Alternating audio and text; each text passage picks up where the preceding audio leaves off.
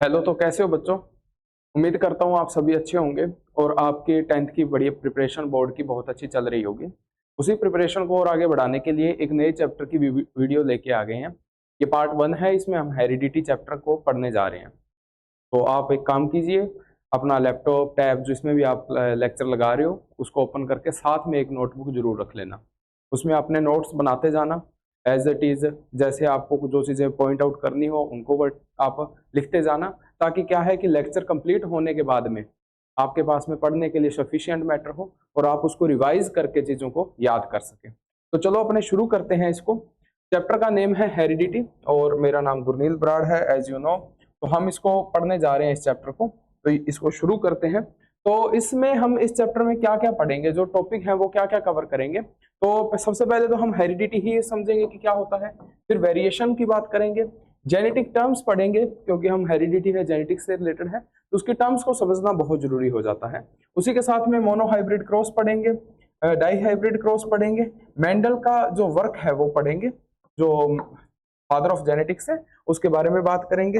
Laws of inheritance पढ़ेंगे, inheritance के क्या लॉज हैं, और सेक्स डिटर्मिनेशन पढ़ेंगे कि हम सेक्स डिटर्मिनेशन कैसे होता है मेल और मेल्स में, मेल फीमेल ह्यूमंस में और अदर स्पीसीज में। एक बात और ध्यान रखना, इस चैप्टर का एक और पार्ट था जिसको कहते थे एवोल्यूशन, वो हटा दिया गया है। और जहां तक मुझे उम्मीद है 2027 का जो सिलेबस आएगा उसके अंदर ये वापस से इंक्लूड कर दिया जाएगा, जहां तक मुझे उम्मीद है। बाकी देखो, क्योंकि 9th का सिलेबस चेंज हुआ है तो इसका भी सिलेबस नेक्स्ट ईयर चेंज होगा ही 10th का, तो वहां पर इसको एड ऑन कर दिया जाएगा। तो देखो भाई, हम पहले समझते हैं हेरिडिटी क्या है। तो बेटा हेरिडिटी है कि एक ट्रेट का पेरेंट्स से उसके ऑफस्प्रिंग में ट्रांसफर होना ही क्या कहलाता है, हेरिडिटी कहलाता है, या इसको इनहेरिटेंस कहा जाता है।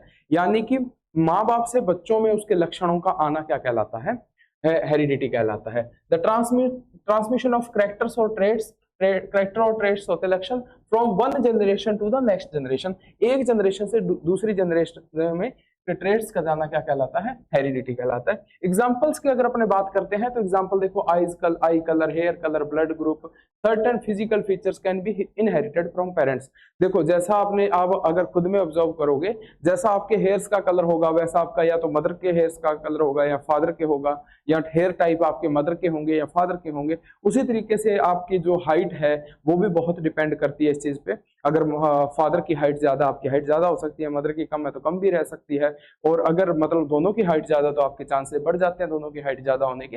ये सारी चीजें क्या है आप में पेरेंट्स से आती हैं। तो अगर हम बात करें कि दूसरा वेरिएशन क्या होता है, तो बेटा देखो, जब क्या होता है कि आप ये सारे ट्रेट्स मदर या फादर से आते हैं तो उनमें कुछ बदलाव आ जाते हैं, कुछ चेंजेस आ जाते हैं, उन्हीं को क्या कहा जाता है, वेरिएशन कहा जाता है। कुछ डिफरेंसेस आ जाते हैं। The differences in the characters traits between the parent and the offspring is called variation. Parents और ऑफस्प्रिंग के बीच में जो कैरेक्टर्स या ट्रेट्स में फर्क आ जाता है उसी को क्या कहते हैं, वेरिएशन। अब आप ये भी नोटिस करते होंगे कि हम बिल्कुल एज इट इज अपने मदर या फादर के जैसे नहीं है, हम कहीं ना कहीं उनसे डिफरेंट है। वो डिफरेंस किसकी वजह से आते हैं, वेरिएशन की वजह से आते हैं। और अब ये अगर अपने बात करें ये वेरिएशंस आती क्यों हैं, बेटा एक चीज बताता हूं। हेरिडिटी है ना, जो जो ट्रेट्स का ट्रांसफर होना है ये डीएनए के थ्रू होता है। किसके थ्रू होता है, डीएनए। हमारी जो जेनेटिक डेटा है वो सारा का सारा स्टोर्ड रहता है डीएनए के अंदर। आप वैसे तो 9th में पढ़ के आए हो डीएनए क्या होता है। हमारा मतलब जेनेटिक कोडिंग जो रहती है वो सारी डीएनए के अंदर रहती है। एक अपने ये बात करें कि 23 क्रोमोसोम जो है वो फादर से आते हैं और 23 क्रोमोसोम जो है वो मदर से आते हैं। अपने बाद में डिस्कस भी करेंगे इसको टॉपिक को। और वहां से आने की वजह से दोनों में से क्रोमोसोम आते हैं, जिसकी वजह से कुछ क्रोमोसोम शो हो जाते हैं, जो कुछ ट्रेट्स शो हो जाते हैं और कुछ नहीं शो हो पाते हैं, उसको क्या कह देते हैं, वेरिएशन कह देते हैं। अब देखो अगर बात करें वेरिएशन कितने टाइप की होती है, तो बेटा वेरिएशन दो टाइप की होती है। एक वेरिएशन होती है सोमैटिक और एक होती है गैमेटिक वेरिएशन। सोमैटिक वेरिएशन ऐसी वेरिएशन होती है बेटा जो हम इन्वायरमेंट से एक्वायर करते हैं, इस वजह से इसको एक्वायर्ड ट्रेट भी कहा जाता है। क्या कहा जाता है, एक्वायर्ड ट्रेट भी इसको कहते हैं। ऐसी वेरिएशन जो हम क्या करते हैं अपने एनवायरनमेंट से एक्वायर करते हैं। क्या जैसे जैसे कि हम हमारे हेयर कट करवाते हैं, वो अलग तरीके से करवाते हैं, क्या ये आने वाली जनरेशन में पास ऑन होगा? तो नहीं होता है बेटा। अगर हम बात करें वहीं पर डॉग्स जो रखते हैं घर पे, उनकी टेल्स को कट करवाते हैं, वैसे नहीं करवाना चाहिए, ये क्रुअल्टी होती है एनिमल्स पे, लेकिन फिर भी लोग करवाते हैं। तो वो क्या है, एक सोमेटिक वेरिएशन है, यानी कि जो चेंज है ना बेटा, वो चेंज उसके जेनेटिक्स में या उसके जीन में नहीं आया है, वो चेंज कहाँ पे आया है, उसकी सोमेटिक सेल्स में आया है, उसकी बाहर की सेल्स में आया है, जो क्या है रिप्रोडक्शन में हिस्सा नहीं लेती। जैसे बोरिंग ऑफ पिन्ना, अपने देखो इंडिया में कान बिंदवाते आ रहे हैं, कान बिंदवाने को कहते हैं बोरिंग ऑफ पिन्ना। इंडिया में अगर देखा जाए तो हर एक जनरेशन की लड़कियां कान बिंदवाती है, लड़के भी बिंदवाते हैं बहुत सारे, तो ज्यादातर जो परसेंटेज है वो किसका है, गर्ल्स का है। तो जब अपने देखते हैं कि नई जनरेशन के जो बच्चे होते हैं वो क्या उनमें कान पहले से बिंदे हुए होते हैं, क्या उनमें ऑलरेडी बोर्ड होते हैं पिन्नास? नहीं होते ना। क्यों? वजह क्या है? क्योंकि वो चेंजेस जो होते हैं बेटा वो सोमेटिक वेरिएशन होती है, गैमेटिक नहीं, यानी कि सेल्स के अंदर के चेंज नहीं होते। अगर वही बात करें अपने गैमेटिक वेरिएशन की, तो बेटा ऐसा वेरिएशन जो हमारे जीन्स के अंदर या डीएनए के अंदर आता है, या फिर अपने क्या कह सकते हैं रिप्रोडक्टिव सेल्स के अंदर आता है, गैमीट सेल्स के अंदर, यानी कि ये जनरेशन बाय जनरेशन चलता रहेगा। जैसे मान लो किसी को बाय फॉल्ट क्या हो गया, किसी को डायबिटीज हो गई है, किसी ग्रैंडफादर को डायबिटीज है, उसके फादर को डायबिटीज है, अब उसके सन को होने के डायबिटीज होने के चांसेस है, क्योंकि वो कैसा वेरिएशन है, मतलब उसमें बदलाव आ जाता है। वो तो इनहेरिटेंस होगी, लेकिन अगर मान लो उसमें एक में डायबिटीज नहीं थी एक जनरेशन में, लेकिन उसके बाद आ गई है, तो वो क्या है, वेरिएशन है। Inherited as well as transmitted, inherit भी होंगे और ट्रांसमिट भी होंगे, इसी वजह से इनको क्या कहा जाता है, इनहेरिटेड ट्रेट्स कहा जाता है।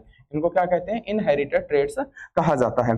अगर उसके बाद में अपने बात करें एग्जांपल्स की, जैसे ह्यूमन हाइट है, स्किन कलर है, ये सारे इसके एग्जांपल हैं। अगर स्किन कलर में चेंज आता है, बदलाव धीरे धीरे वो चलता रहेगा। जैसे अपने एक एग्जांपल ले सकते हैं कि मान लो एक वेरिएशन है, पोलर रीजन पे जो बियर पाए जाते थे, पोलर रीजन पे जो बियर पाए जाते थे, बियर, उनका कलर पहले क्या था, ब्राउन था। क्या कलर था, ब्राउन। लेकिन वहां वेरिएशन के थ्रू एक बेयर का कलर क्या हो गया, व्हाइट हो गया। क्या हो गया, व्हाइट। अब व्हाइट वालों को खाना ज्यादा मिलता था, यानी वहां पर उनको क्या है, छुपने में आसानी होती थी, वो अच्छे से क्या कर पाते, शिकार कर पाते थे, जिसकी वजह से उनकी संख्या बढ़ती गई। और आज के टाइम पे अगर हम देखें तो वहां पे ब्राउन बेयर देखने को नहीं मिलता, सारे बेयर कैसे हैं, व्हाइट है। तो यही वजह है, ये वेरिएशन है वो जनरेशन बाय जनरेशन चल रही है, लेकिन सोमेटिक वेरिएशन ये जनरेशन बाय जनरेशन नहीं चलती। तो मुझे लगता है आप समझ गए होंगे कि जो वेरिएशन हमारे मतलब एक्वायर करते हैं हम इन्वायरमेंट से, वो तो होती है सोमेटिक वेरिएशन, और जो हमारे जेनेटिक्स में बदलाव आ जाता है वो होती है जेनेटिक गैमेटिक वेरिएशन, यानी कि हमारे किसमें, रिप्रोडक्टिव सेल्स में जो बदलाव आता है। ठीक है, अब अपने बात करें कि एक्यूमुलेशन वेरिएशन, वेरिएशन आती कैसे है। देखो पहली बात तो बेटा ये ध्यान रखो कि वेरिएशन जो है, जब डीएनए कॉपी होता है, डीएनए क्या होता है, कॉपी होता है, तो उस टाइम पर क्या है कि कुछ चेंजेस आ जाते हैं, कुछ बदलाव आ जाते हैं, जिसकी वजह से या एरर आ जाते हैं, जिसकी वजह से क्या हो जाता है, इसमें वेरिएशन आ जाती है। अब वेरिएशन क्या सेक्सुअल रिप्रोडक्शन में ज्यादा आती है या एसेक्सुअल में? बेटा तुम खुद सोच के देखो कि एसेक्सुअल में सिंगल पेरेंट इन्वॉल्व होता है, गैमीट फॉर्मेशन होती नहीं है, तो वहां पर मुझे एक सिंपल सी बात बताओ कि अगर वहां पर एक सिंगल डीएनए कॉपी हो रहा है, वहां पर थोड़ी वेरिएशन आने के चांसेस है। ऐसी बात नहीं है कि वेरिएशन नहीं आती, अगर वेरिएशन ना आती होती एसेक्सुअल रिप्रोडक्शन में तो हम यहाँ तक इवॉल्व भी नहीं होते।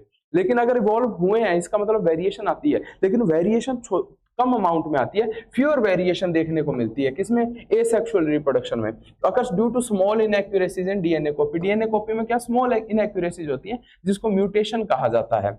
लेकिन वहीं पर अगर अपने बात करते हैं सेक्सुअल रिप्रोडक्शन की, तो बेटा सेक्सुअल रिप्रोडक्शन में वेरिएशन ज्यादा बड़ी आती है। वजह क्या है कि एक सेल, एक जो हाफ क्रोमोसोम है वो मदर से आ रहे हैं, हाफ क्रोमोसोम क्या है, फादर से आ रहे हैं, जिसकी वजह से क्या हो जाता है कि वहां पर जब उनके ऊपर ओवरलैप करते हैं डीएनए, जब कॉपीज बनती हैं, तो कॉपीज बनने के दौरान पे वेरिएशन आने के चांसेस ज्यादा रहते हैं। Occurs due to crossing over separation of chromosomes, mutation, separate हो रहे हैं, आधे आधे हो रहे हैं, तो उस टाइम पर भी वेरिएशन आने के चांसेस हैं। जब एक से दूसरे में को एक एलील इसकी आएगी, एक एलील इसकी आएगी, उसके बाद में जब ये क्रॉसिंग ओवर करेंगे तब वेरिएशन आने के चांसेस ज्यादा बढ़ जाते हैं। तो यही रीजन है। फिर अगर अपने बात करते हैं किसकी, कि इंपॉर्टेंस क्या है वेरिएशन की। बेटा देखो वेरिएशन इंपॉर्टेंट बहुत है।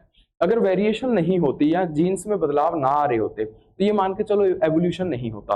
एवोल्यूशन नहीं होता तो हम यहाँ तक जनरेशन के थ्रू पहुंचते नहीं। हम आज इवॉल्व होके ह्यूमंस बने हैं, तो वेरिएशन अगर ना होती तो एवोल्यूशन पॉसिबल नहीं था, पहली बात। दूसरी बात बेटा क्या होता है कि हमें डिफरेंट काइंड के एडवांटेजेस मिलते हैं।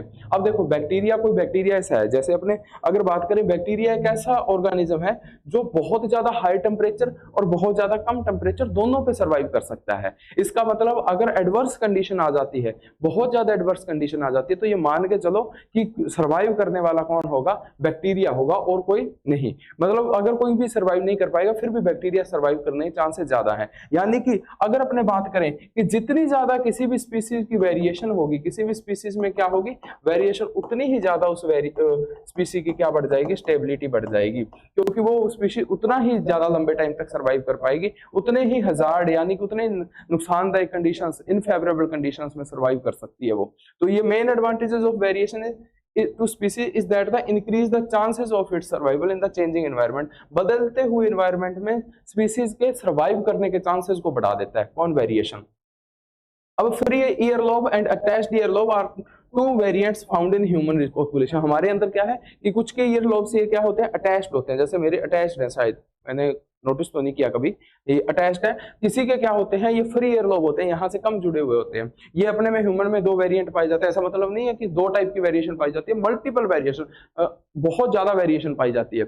लेकिन अपने क्या है कि यहाँ पर ये समझ सकते हैं इस बात को, देखो ठीक है।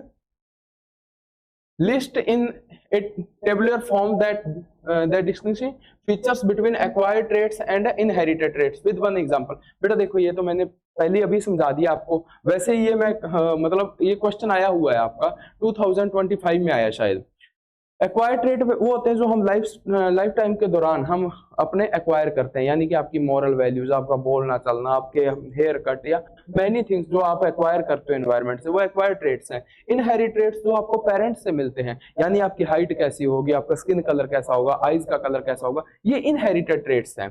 फिर अगर बात करें, ये एक जनरेशन से दूसरी जनरेशन में पास ऑन नहीं होते, ये पास ऑन होते हैं जेनेटिकली। अगर आपकी हाइट ज्यादा है तो ज्यादा चांस ये रहते हैं कि आपके जो बच्चे होंगे उनके मतलब हाइट ज्यादा होने के चांसेस हैं। ये सोमैटिक सेल में होने वाला बदलाव होता है, ये नॉन सोमैटिक या फिर क्या क्या कह सकते हैं, गैमेटिक सेल में होने वाला क्या होता है, चेंज होता है। तो ये फर्क होता है दोनों में। एग्जाम्पल की अगर बात करें, loss of weight due to starvation, भूख की वजह से वेट का लॉस हो जाना, ये इस क्या है, एक एक्वायर्ड ट्रेट है। मान लो आप क्या करते हो, जिम वगैरह लग के अच्छी बॉडी सिक्स पैक वगैरह बना लेते हो, क्या आपके जरूरी थोड़ी ना आपके होने वाले बच्चे के आप वही सिक्स पैक्स और वो सब होंगे। अगर वो एक्सरसाइज करेगा तो वो एक्वायर कर लेगा, अदरवाइज नहीं। तो ये जेनेटिकली ट्रांसफर नहीं होते हैं, ठीक है। तो ये चीज है।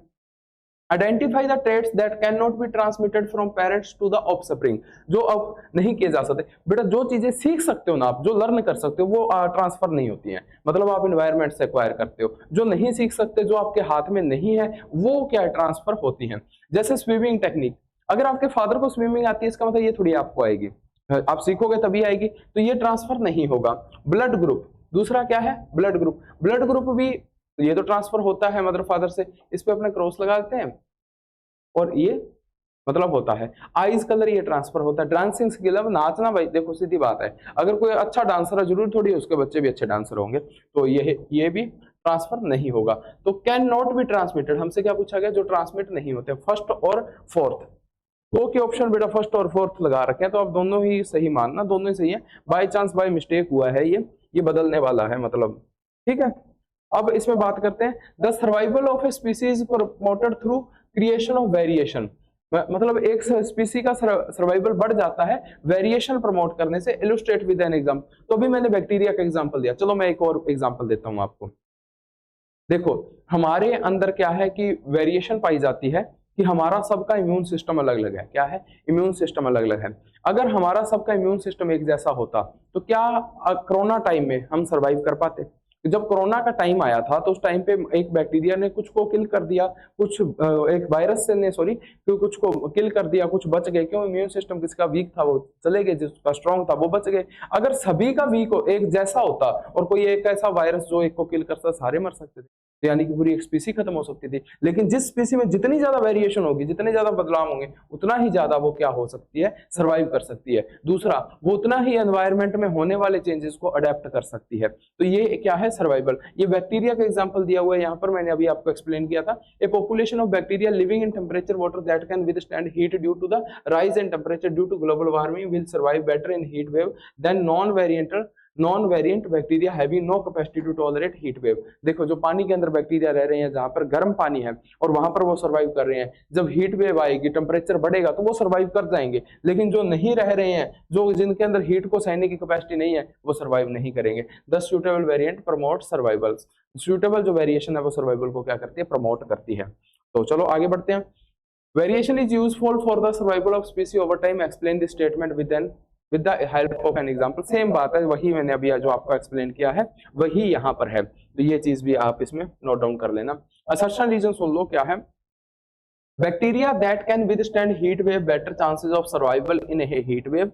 जो बैक्टीरिया हीट वेव में क्या कर सकते हैं, बेटर चांसेस हीट वेव में स्टैंड कर सकते हैं, उनके ज्यादा चांसेस हैं सर्वाइव करने। हाँ बिल्कुल सही बात है। Accumulation of variation in स्पीसी increase the chances of its survival in changing environment. हाँ तो ये भी सही बात है, उसको रीजन एक्सप्लेन कर रहा है कि पहली बात कह रहा है कि जो बैक्टीरिया हीट वेव में रह सकता है, हीट में वो मतलब हीट ज्यादा सहन कर सकता है, वो हीट वेव में सर्वाइव कर जाएगा। दूसरी बात, जिसमें जितनी ज्यादा वेरिएशन होगी वो उसको उतना ही ज्यादा चेंजिंग एनवायरनमेंट को अडेप्ट कर सकेगा। तो दोनों सही है, both A and R true and R is the correct explanation of ए।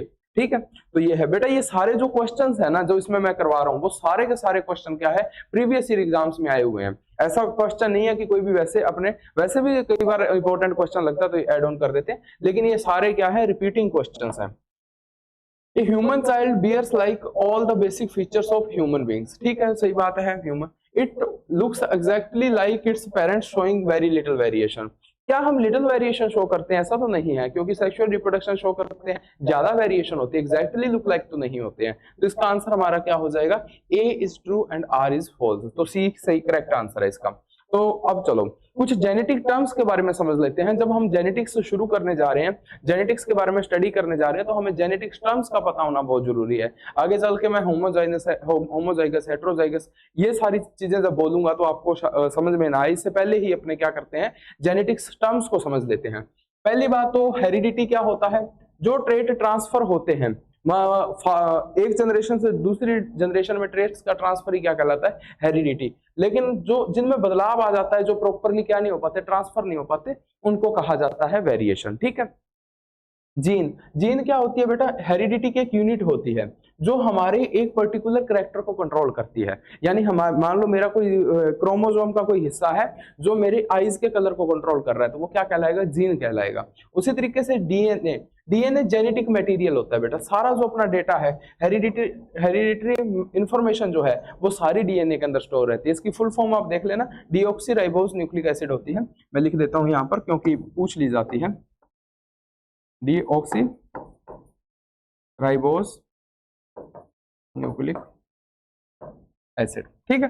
फिर अगर बात करें क्रोमोसोम थ्रेड लाइक स्ट्रक्चर होती है जो न्यूक्लियस के अंदर पाई जाती है, जिसके ऊपर क्या होते हैं, जीन्स लगे रहते हैं। क्या लगे रहते हैं, जीन्स लगे रहते हैं, जो सारा क्या है, अपना डेटा स्टोर करती है। मतलब इसके अंदर सारा हमारा हेरिडिटी का डेटा रहता है।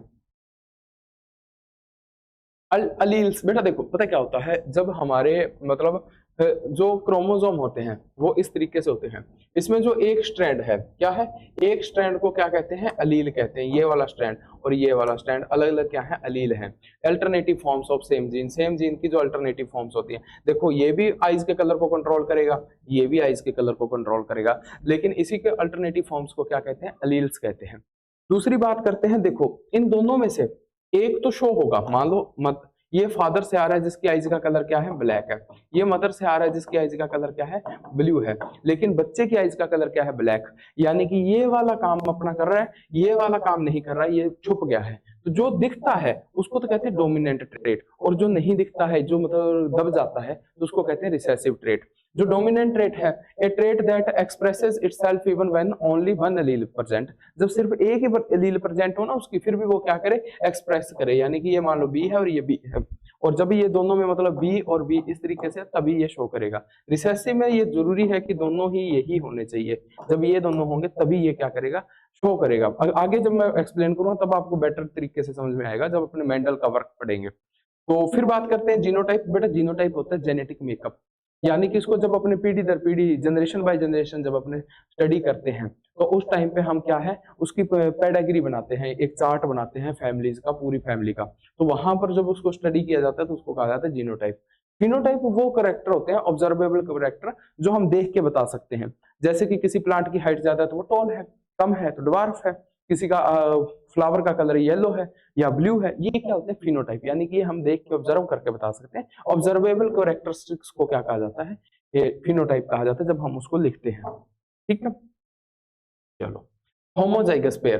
देखो बेटा क्या होता है कि जब हमारे पास में जो अलील्स हैं, जब दोनों अलील्स क्या हो, आइडेंटिकल हो, यानी दोनों क्या है, या तो टोल की अलील है दोनों ही, या दोनों ही ड्वार्फ की अलील है, तो उसको क्या कहेंगे, अपने होमोजाइगस पेयर कहेंगे। लेकिन अगर हमारे पास में एक अलील टोल की और एक इसके ड्वार्फ की है, तब हम उसको क्या कहेंगे, हेट्रोजाइगस अलील कहेंगे। ये देखो, ये होमोजाइगस, ये होमोजाइगस, और ये क्या है, हेट्रोजाइगस, जिसके मतलब अलील्स क्या है, अलग अलग है।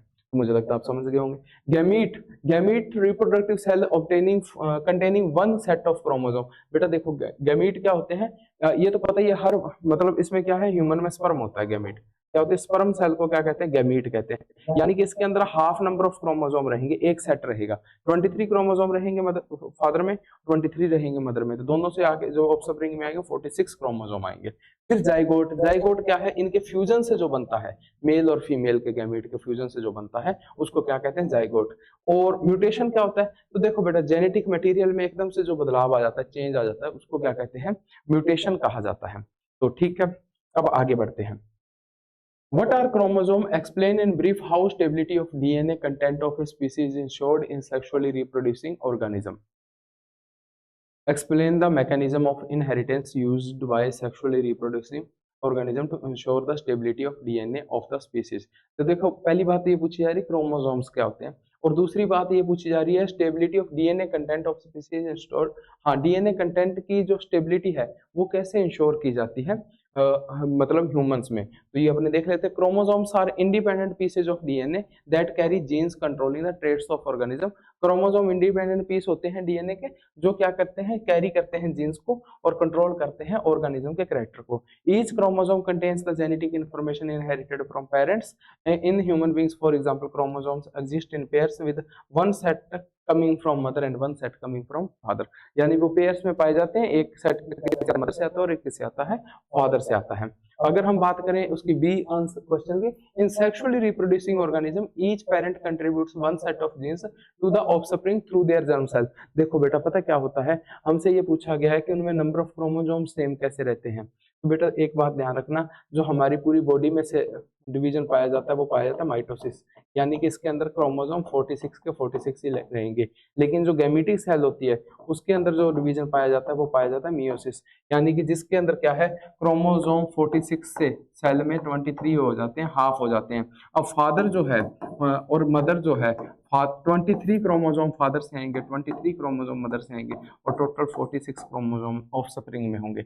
जिससे क्या है, हमारे अंदर through out the generations chromosomes का नंबर क्या रहता है, मेंटेन्ड रहता है।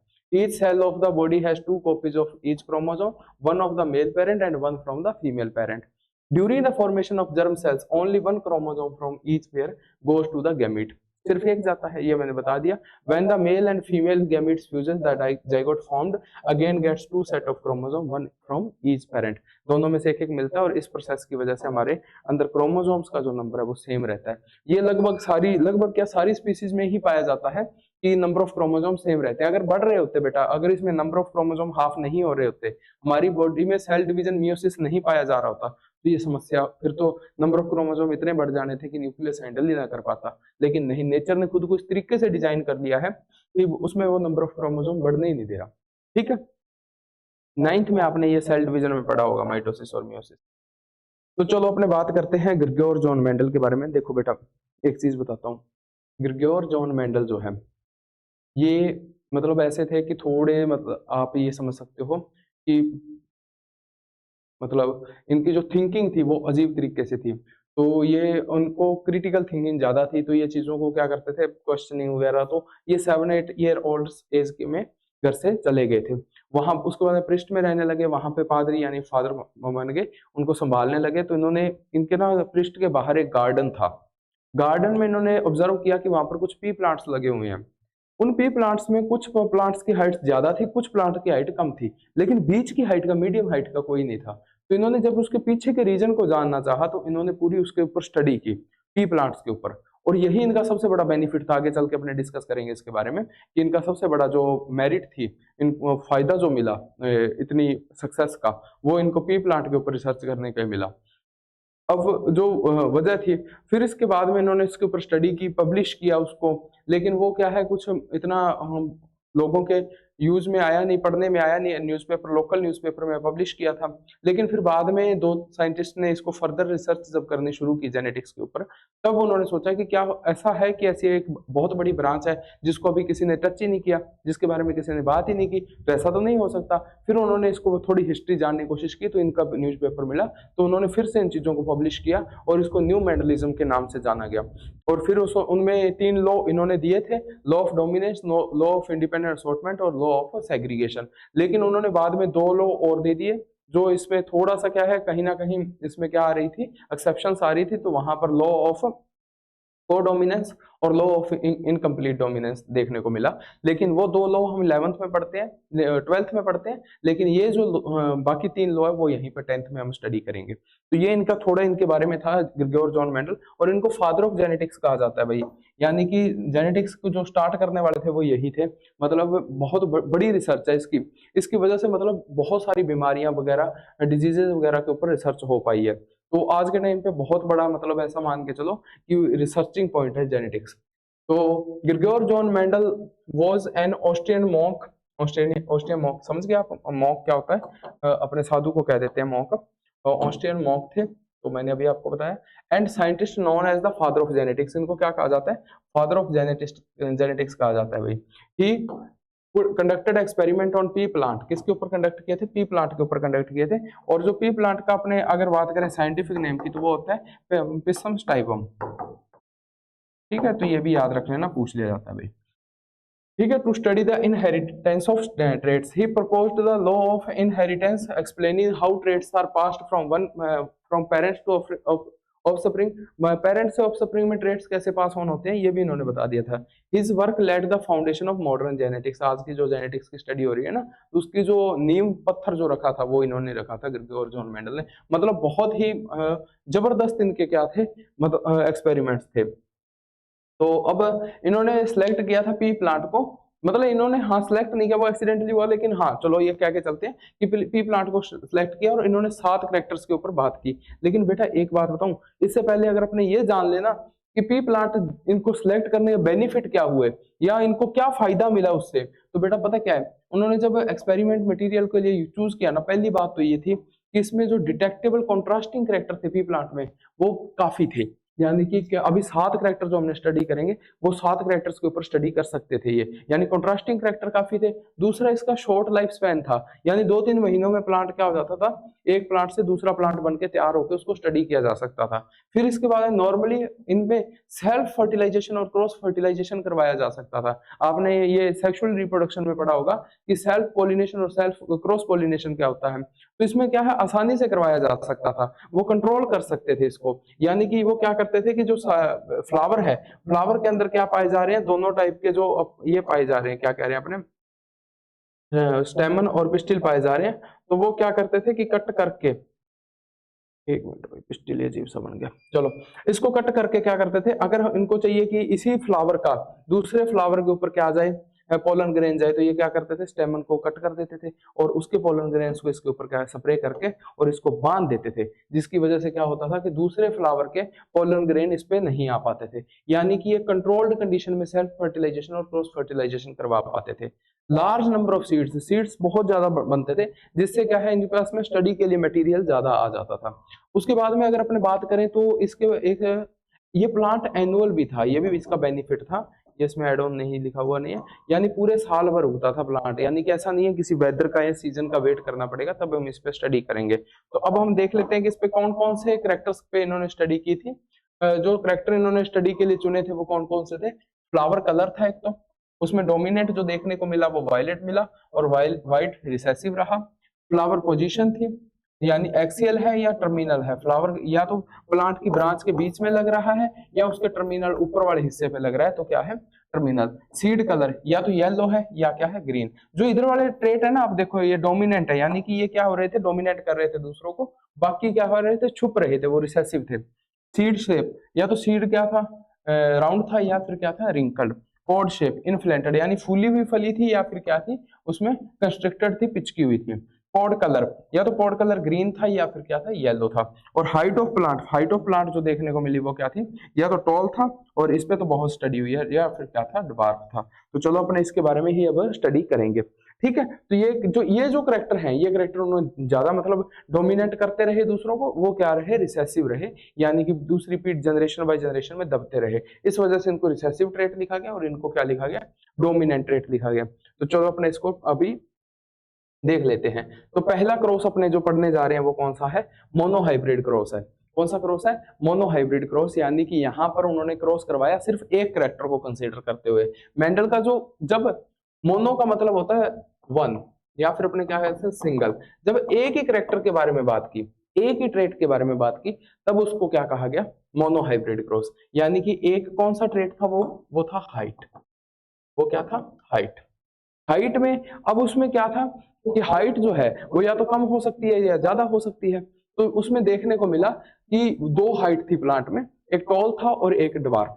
चलो एक काम करता हूँ, इसको ना मैं खुद बना के आपको समझाता हूँ ताकि आपको क्या है और बेटर ढंग से समझ में आ जाए। इसको अपने स्टडी कर लेंगे बाद में, ठीक है। देखो उन्होंने क्या किया, दो प्लांट लिए, एक तो लिया टॉल या अपने इसको कहें प्योर टॉल, और एक लिया प्योर ड्वार्फ। जो प्योर टॉल प्लांट है उसको कैपिटल टी से रिप्रेजेंट किया, और जो प्योर ड्वार्फ है उसको स्मॉल टी से रिप्रेजेंट किया। फिर इन्होंने यहाँ पर जो प्लांट को स्टडी किया, अब इनको क्या किया, दोनों का आपस में क्रॉस फर्टिलाइजेशन करवाया। बेटा क्रॉस करवाने का मतलब क्या है कि इस प्योर टॉल प्लांट वाले जो पोलन ग्रेन्स है वही प्योर ड्वार्फ वाले प्लांट के स्टिग्मा पर जाके गिरे, यानी उसमें कोई दूसरे प्लांट से ना आ पाए। तो क्रॉस फर्टिलाइजेशन करवाया तो क्या देखने को मिलता है, उनको जो फर्स्ट जनरेशन देखने को मिली उसमें कौन कौन से उन्हें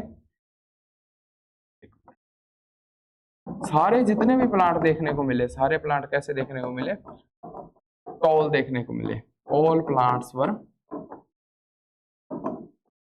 टॉल, सारे प्लांट क्या थे टॉल थे। यानी कि ड्वार्फ प्लांट होने के बावजूद भी किसी भी टाइप का कोई भी हमें ड्वार्फ प्लांट देखने को नहीं मिला। तो ये कौन सी थी, F1 जनरेशन थी। फिर जब उन्होंने क्या किया, जो इनसे सीड आए उन सीड को सो करके उसका क्रॉस फर्टिलाइजेशन करवा दिया। ओ सेल्फ फर्टिलाइजेशन, ध्यान रखना सेल्फ बेटा, सेल्फ फर्टिलाइजेशन करवा दिया। फिर जब उन्होंने सेल्फ फर्टिलाइजेशन करवाया तो क्या देखा कि उनमें से जो ट्रेट आए उसके बारे में अपने एक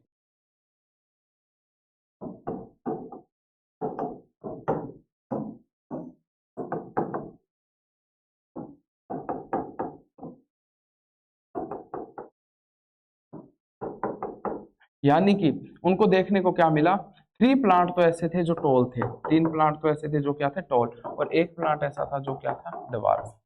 तो क्या था ड्वार्फ। ये कौन सी जनरेशन में देखने को मिला, F2 जनरेशन में। यानी कि इसका जो जीनोटाइप था वो जीनोटाइप जो था वो क्या था 1:2:1, यानी कि एक टाइप का तो ये आ गया, दो टाइप के एक जैसे ये आ गए, और एक टाइप का ये आ गया 1:2:1। जीनोटाइप जेनेटिक मेकअप होता है, हमने स्टडी किया ग्राफ को तो हमें समझ में आ गया। अब फिनोटाइप क्या है, फिनोटाइप है जो कि हमें देख के पता चल रहा है, क्या मतलब, तो देखने पे हमें 3 क्या दिख रहे हैं टॉल और एक क्या दिख रहा है ड्वार्फ। तो फिनोटाइप इसका क्या आ गया 3:1। 3 क्या थे, 3 क्या थे टॉल और 1 क्या था ड्वार्फ। तो फिनोटाइप जो हमारे पास में आया वो क्या आया 3:1। अब देखो इससे उन्होंने कंक्लूजन क्या निकाला, उन्होंने एक तो ये कहा कि जो ट्रेट्स हैं जो ट्रेड्स हैं वो अलग अलग आते हैं, एक पेरेंट से आएगा, एक फादर से आएगा, एक मदर से आएगा। लेकिन इसमें क्या होगा, मतलब फादर मदर से मेरा मतलब मेल फीमेल से, एक मेल से आएगा, एक फीमेल से आएगा, लेकिन एक ट्रेड तो शो होगा, एक ट्रेड तो क्या होगा, शो, और एक ट्रेड डोमिनेंट होगा। एक ट्रेड तो क्या होगा, शो होगा, जो डोमिनेंट होगा, और एक ट्रेड नहीं शो होगा, जो रिसेसिव होगा, जो क्या होगा, रिसेसिव। लेकिन उसका मतलब ये नहीं है कि वो ट्रेड खत्म हो गया है, या उसकी अलील खत्म हो गई है, या उसकी इंफॉर्मेशन खत्म हो गई है, वो आने वाले जनरेशन में दिख सकती है, जो कि यहाँ पर दिखी है। और बेटा इस पे एक बात बताता हूँ, इस पे जो क्वेश्चन आते हैं ना, पता क्या आते हैं, कि आप एक चार्ट बनाए, या आप एक क्या बनाए, पेडाग्री बनाए, जिसमें ये शो करें कि एक प्लांट, एक तो क्या है करेक्टर, फादर की आइज का कलर ब्लैक है, मदर की आइज का कलर ब्लू है, लेकिन बच्चे की आइज का कलर सभी का ब्लैक है। तो वहां पर आप कैसा बनाओगे, दोनों होमोजाइगस पेयर लेके चलोगे, तो सारे के आइज का कलर कैसा देखने को मिलेगा, ब्लैक देखने को मिलेगा। अगर ब्लू, कैसी भी कंडीशन आ जाए, फ्लावर का कलर आ जाए, हाइट आ जाए, चाहे उसमें हायर कलर आ जाए, ईयर लॉब आ जाए, कुछ भी कंडीशन आ जाए, तो हम इसी कंडीशन को अप्लाई करेंगे। सेकंड कंडीशन ये होती है कि जब हमसे ये पूछ ले कि अगर हमारे पास में मान के चलो कि कोई, चाहे फादर, ये हो सकता है मदर की आइज का कलर ब्लैक है, फादर की आइज का कलर ब्लैक है, लेकिन बच्चे की आइज का कलर ब्राउन है, ऐसा कैसे पॉसिबल है? जैसा आप सोच रहे हैं वैसा नहीं बेटा, मेंडल के अनुसार सोचो। हाँ, तो उसमें क्या है कि जो करेक्टर्स हैं वो मतलब दोनों को आप क्या लेके चलोगे, हेट्रोजाइगस पेयर लेके चलोगे। तब क्या है कि उनमें जो ज्यादा रेशो तो ये है कि उनमें आइज का कलर ब्लैक है, लेकिन ब्राउन आइज का कलर आने के भी चांसेस रहते हैं। कैसे, तो एक मिनट अभी बता देता हूँ। जैसे मान लो अपने ये मान के चलते हैं कि ब्लैक आइज जो है वो किस वजह से है, बीबी, इस वजह से है। यही तो किस में है, फादर में है, और यही किस में है, मदर में है। ठीक है, दोनों का आपस में क्रॉस करवा देते हैं, बी बी बी बी। अब इसमें से तो चलो प्योर बी, प्योर बी, इसकी इसका कलर ब्लैक हो गया, इसका B B capital B dominant आ रहा है, इसका भी ब्लैक हो गया, इसका क्या हो गया, बी बी। और ये जो दोनों एक साथ आ गए, बी बी, इन दोनों में जो ये बी और ये वाली बी, ये क्या है, ब्राउन आइज कलर की अलील है, ब्राउन आइज कलर की क्या है, एलील है। तो इस वजह से ये वाला क्या हो गया भाई, ये वाला हो गया ब्राउन आइज वाला बच्चा, यहां से आ गया ये कलर। समझ में आ गई बात है? तो ऐसे आ सकता है, कोई इसमें प्रॉब्लम वाली बात नहीं है। समझ में आ गया? तो जब भी हमें ऐसी कंडीशन दे देगा तो हम दोनों कैसे पेयर लेके चलेंगे, हेट्रोजाइगस पेयर लेके चलेंगे। ये होती है 75% 25% की कंडीशन। हाँ, अपने आगे 50-50% की कंडीशन भी आपको पढ़ाऊंगा, तो वो थोड़ा आप सब्र रखो, थोड़ा इंतजार करो, फिर अपने इसको क्या करेंगे, स्टडी करेंगे। चलो आगे बढ़ते हैं। हाँ, अब देखो, अब हम इसको थोड़ा जो अपने स्लाइड्स है उसको देख लेते हैं। Monohybrid cross, cross between two P plants with one pair of contrasting character. यानी कि हम किसकी बात करें, सिर्फ एक कॉन्ट्रास्टिंग करेक्टर की बात करेंगे, called a monohybrid cross. Cross between a tall and a dwarf plant, एक लंबे और एक बोने पौधे के बीच का जो क्रॉस है उसका एग्जाम्पल हम लेके चलते हैं। अब क्या देखने को मिलता है, फर्स्ट जनरेशन और F1 progeny are no medium height plant, all plant were tall. कोई भी मीडियम प्लांट नहीं, सारे प्लांट कैसे हैं, tall. Second generation of F2 are progeny descent of F1 tall plants are not all tall, सारे tall नहीं है। Both the tallness and shortness traits were inherited F1 generation, यानी F1 में दोनों आए, but only the tallness trait was expressed, यानी सिर्फ कौन सा ट्रेट देखने को मिला, टॉल देखने को मिला। Thus the two copies of trait are inherited in each sexually reproducing organism, दोनों टाइप की कॉपीज होती हैं। These two may be identical or may be different depending upon the percentage, percentage के ऊपर क्या करेगा, डिपेंड करेगा।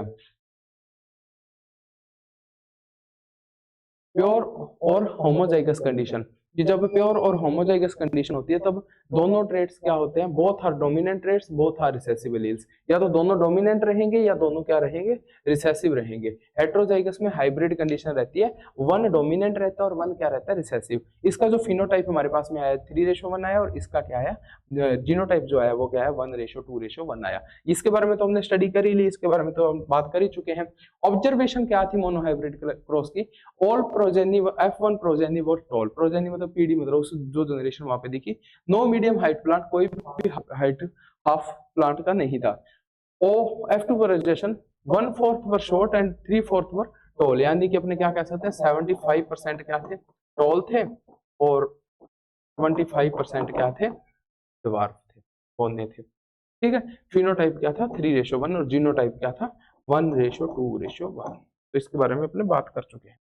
हाँ, अब कंक्लूजन क्या निकली इससे, capital T and capital T small T both are tall plants while T T is a short plant, यानी कि दोनों प्लांट क्या है, मतलब जो जहां पर कैपिटल टी आ जाएगा यहाँ पर डोमिनेंट वाली एलील आ जाएगी तो वही शो होगी, दूसरे वाली शो नहीं होगी। A single copy of a enough to make the plant tall, while both copies have to be T for the plant to be short। दोनों कॉपी जो रिसेसिव अलील को अगर शो होना है ना, रिसेसिव अलील को शो होना है तो दोनों अलील क्या होनी चाहिए, रिसेसिव होनी चाहिए। लेकिन अगर डोमिनेंट अलील को शो होना है तो एक अलील ही नफ है, वही काम चला देगी। इसी वजह से तो डोमिनेंट है भाई, दूसरी को दबा देती है। Characters like T are called prominent traits और and small T are recessive traits because it remains suppressed. जो कैरेक्टर्स दिख जाते हैं वो डोमिनेंट ट्रेट हैं, और जो नहीं दिखते हैं वो क्या है, रिसेसिव ट्रेट है, या क्या कह सकते हैं अपने रिसेसिव ट्रेट ही कह सकते हैं। अब लॉ ऑफ डोमिनेंस की बात करें तो यहीं पर पहला लॉ इनका निकलकर सामने आता है। The law of dominance states that when two contrasting character alleles are present together in an organism only one allele express itself. जो दिखती है वो क्या, dominant, while the other remains unexpressed, दूसरी रिसेसिव रहती है। बेटा देखो, जैसे मान लो दो एलील्स हैं, इसको छोड़ो, मान लो क्या है दो एलील्स, उनमें से एक ही एलील दिखेगी, दूसरी क्या रहेगी, रिसेसिव रहेगी, दूसरी नहीं दिखती है। इसी को क्या कहते हैं, लॉ ऑफ डोमिनेंस कहते हैं। चलो इसके ऊपर कुछ क्वेश्चंस कर लेते हैं। The gene combination of purple flowered pea plant is denoted as WW and that of white flowered pea plant as WW। ठीक है, यानी कि अगर बात करें तो पर्पल जो है वो किससे दिखाया जा रहा है, कैपिटल W, और जो व्हाइट है उसको किससे दिखाया जा रहा है, स्मॉल w से। ठीक है, When these two plants are crossed, F1 generation is obtained। तो देखो भाई, इससे जब क्रॉस करवाएंगे तो capital T small T, capital T तो कैपिटल डब्ल्यू, टी कहाँ बोले जा रहा हूँ, कैपिटल डब्ल्यू स्मॉल डब्ल्यू, और यही आएगा, सारों में यही आएगा। तो एक ही बना लेते हैं अपने, बार बार नहीं बनाते, एक ही बना लेते हैं। ठीक है, तो ये क्या आ जाए, capital T capital W small W. अरे मुंह चढ़ा पड़ा है भाई इसका। List two observation made by Mendel one generation plants. तो सारे टॉल है, कोई भी मीडियम हाइट का नहीं है। पहली अपने क्या हो जाएगी ऑब्जर्वेशन कि सारे टॉल हैं, दूसरा क्या है, कोई मीडियम हाइट का नहीं है। Give the percentage of white flower plant in F2 generation. अब देखो, अब हमें इसे को वापस क्रॉस करवाना पड़ेगा, वैसे तो आपको पता ही है, आपने करवा चुके हो ये। तो क्या आ जाएगा इसमें से, W capital W capital W capital W small w capital W हो, ये स्मॉल w बड़े हो गए क्या, स्मॉल w और कैपिटल W स्मॉल w। तो तीन तो क्या हो जाएंगे, कैपिटल W स्मॉल w, और एक क्या हो जाएगा स्मॉल w, यानी कि ये क्या है, ये तो है व्हाइट और बाकी सारे क्या है पर्पल, बाकी सारे क्या है पर्पल, क्योंकि उनमें क्या है डोमिनेंट एलील है। तो जो पर्पल है, तो अब इसका रेशियो क्या आ जाएगा 75% और 25% या 3:1। ठीक है,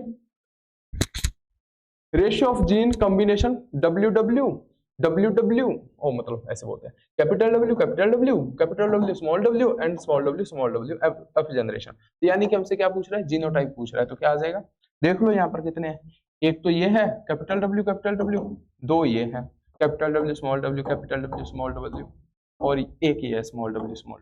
ठीक है, right one difference between dominant trait and recessive trait. Dominant और इसमें डिफरेंस क्या है, जो शो हो जाता है उसको क्या कहते हैं डोमिनेंट, और जो शो नहीं होता यानी कि दब जाता है, डिप्रेस्ड हो जाता है, उसको क्या कहते हैं, सप्रेस्ड बोल लो, कुछ भी बोल लो, सप्रेस्ड हो जाता है, उसको क्या कहते हैं, रिसेसिव कहते हैं। और अगर आप ये और भी इसमें जानना चाहो तो ये भी कह सकते हो कि इसको शो होने के लिए सिर्फ एक अलील इनफ है, और इसको शो होने के लिए दोनों अलील क्या होनी चाहिए, रिसेसिव होनी चाहिए। तो ये बात भी कह सकते हो। When a pure tall plant, pea plant, is crossed with a pure dwarf plant, the percentage of tall pea plant in F1 generation and F2 generation pea plant will be। दोनों क्या है, प्योर टॉल है और pure dwarf. जब capital T small T का करवाएंगे तो पहले में तो 100% क्या आएंगे, टॉल आएंगे। पहले में तो 100% दो सारों में टॉल दे रखे हैं, दूसरे में क्या आते हैं 75% क्या आते हैं टॉल आते हैं। अभी तो पढ़ के आए हैं तो देख लो कौन सा ऑप्शन सही वाला। नहीं समझ में आया तो बैक करके वीडियो देख लेना, वहां पे एक्सप्लेन कर रखा है कि 75% कैसे आया। ये क्वेश्चन पूछा हुआ है अभी।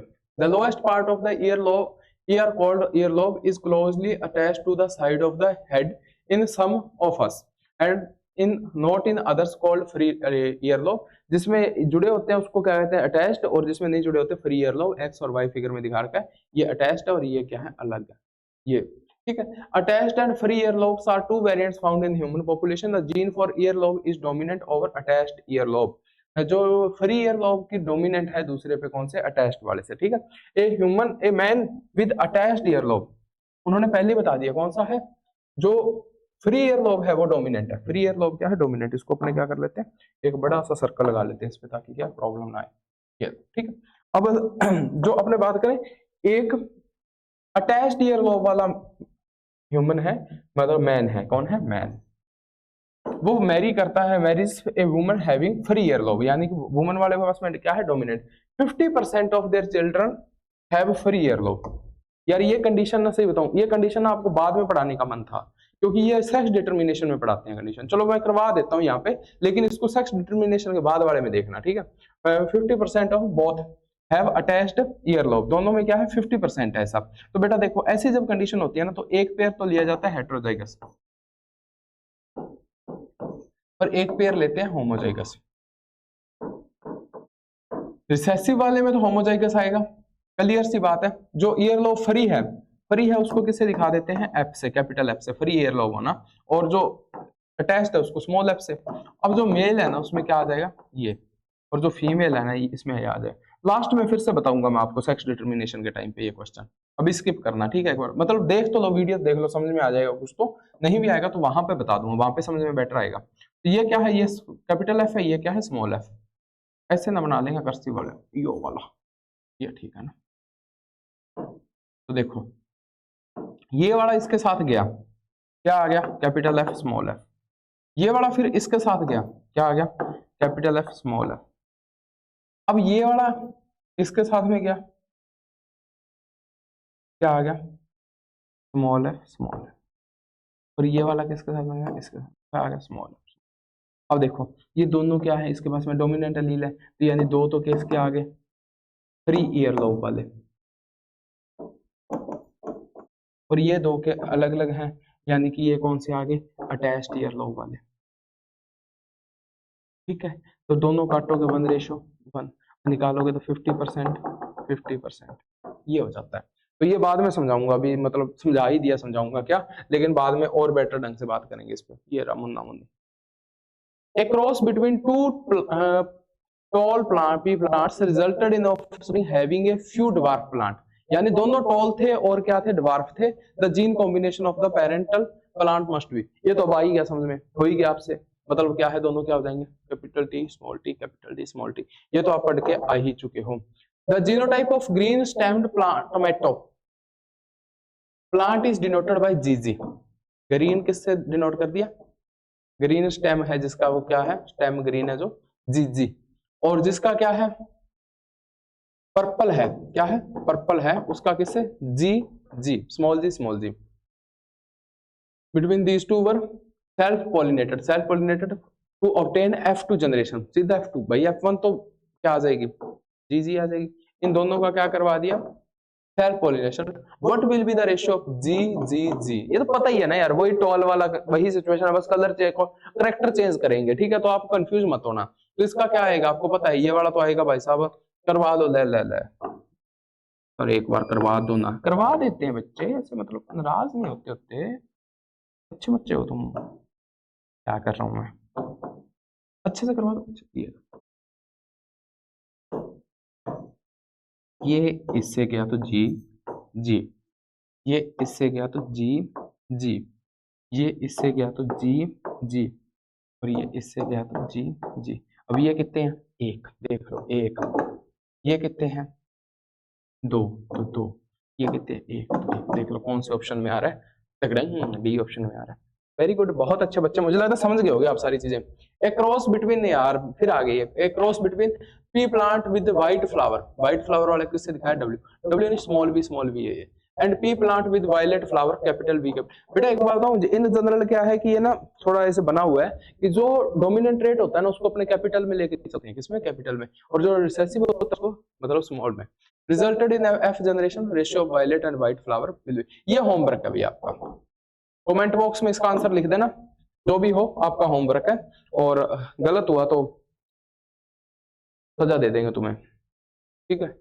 डाई हाइब्रिड क्रॉस पढ़ेंगे नेक्स्ट वीडियो में, तो जुड़े रहिए साइंस विद गुरनील के साथ में, अपने दोस्तों के साथ वीडियो जरूर शेयर करना, इससे मुझे भी हेल्प होती है, आपके दोस्तों को भी हेल्प हो जाएगी, एक चैप्टर बढ़िया पढ़ने को मिल जाएगा।